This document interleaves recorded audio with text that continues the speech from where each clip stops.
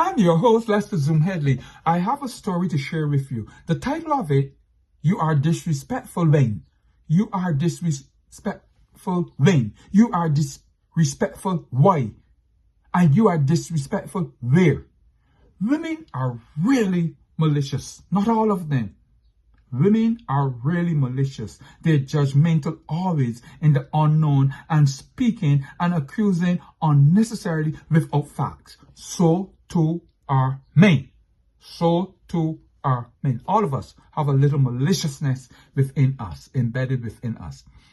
When men are awkwardly in their explanation, and when arrogance and stupidity and silliness overtake their mindset and expose their nakedness, that's when they become malicious.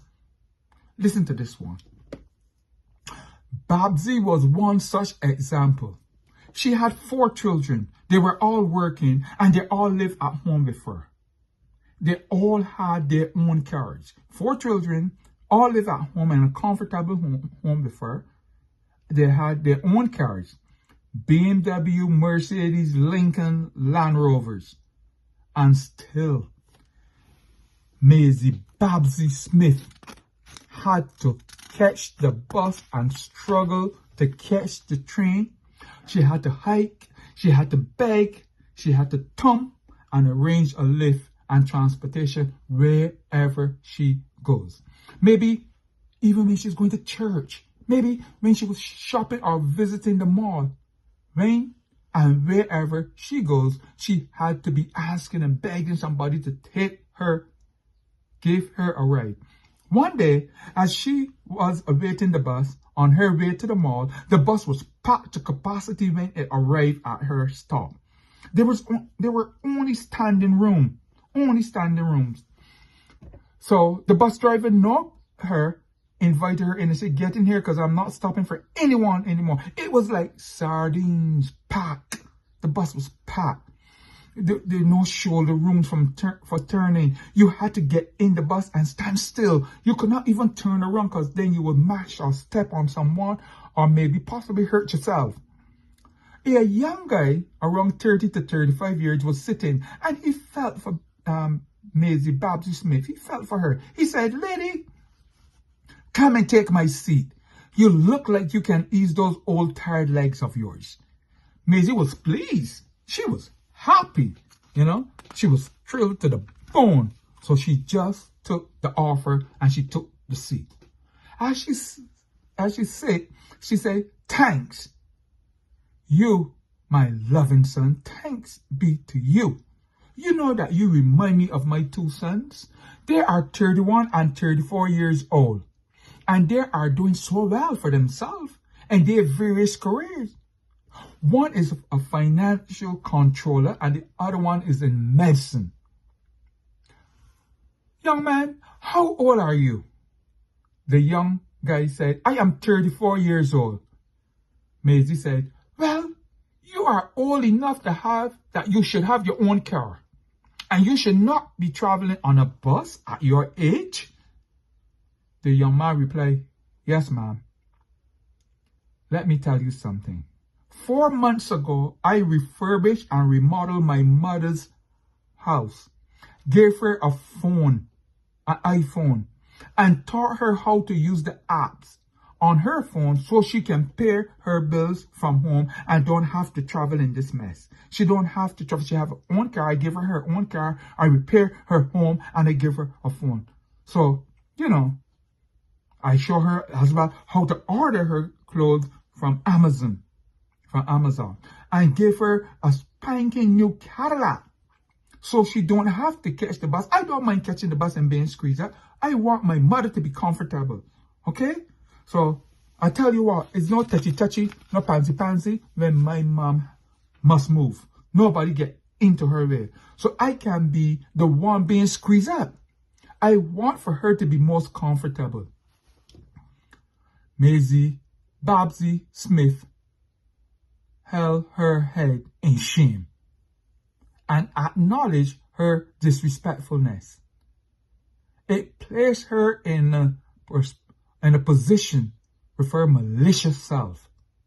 The entire bus laughed at her and clapped in acknowledgement of the young man who had given so much to his mom and who was ready to squeeze and ride on the bus but make sure that his mother is comfortable.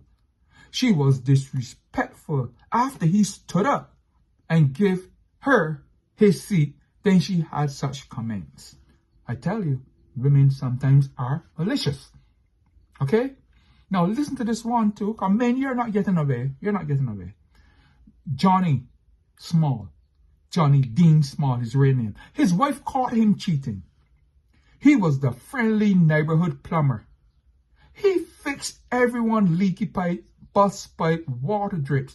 He had a good jig going for years. He made a lot of money. Now his wife heard from reliable sources that he was making out with Miss Thingabobsy, the pretty young curvy lady in the 4 avenues down from their house. She wanted to believe it, and she did not want to believe it. But she had to believe it, because the person that told her was another woman, Susan, and nothing passed Susan.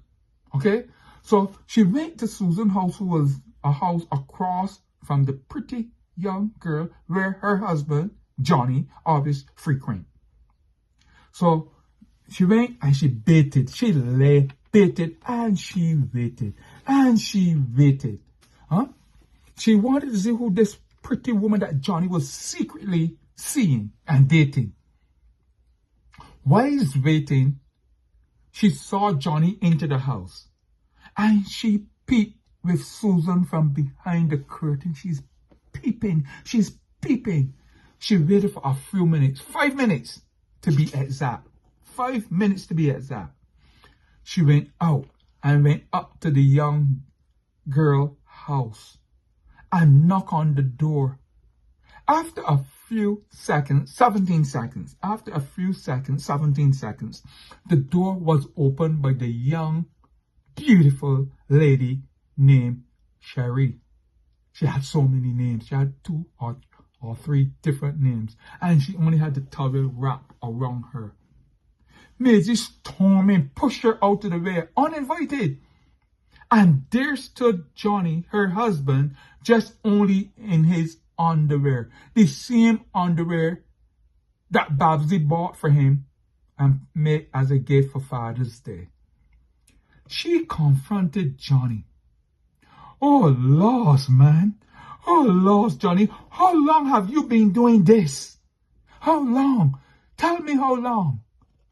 Johnny replied, "Oh, only 4 times. Only 4 times," because he was caught red-handed and he was out of words and he was ashamed of himself because he know what Babsy can do. "Who told you? Who knew that I was coming to this house? I came to fix the pipe, but I was fixing the pipe. Yeah, but and so why you had to dress like this to fix the pipe? I had to take off my clothes because I didn't want them to get wet." Maisie asked Johnny, "Johnny, just tell me the truth. Why? Why? Why?" He said, "I did it more than once because I was trying to correct my mistake over and over and over. So every time I come back trying to correct the same mistake that I was making was fixing the pipe." Oh, Lord. Listen, Maisie didn't want to hear no more. It was blows galore. Hear what I tell you? Blows galore were shared. I mean, left, right, center, up, down. She messed that house up. She beat that girl so badly. And poor Johnny. She ripped Johnny underwear off.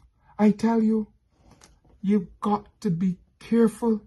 You have to be careful because you have to know when disrespect is disrespect. You have to know when to stop. You have to know when to pull back. You don't always get... Listen to me. If you like this story, I urge you to keep an open mind. Okay? For those of you asking me for so many stories, I have so many new stories for you. I'm going to bring at least 2 weekly. Until then, I am Lester Zoom Haley. I hope you enjoyed this story. Enjoy the story. Have a good laugh. a smile upon your face. Okay? Thank you for listening. Over and out. Over and out.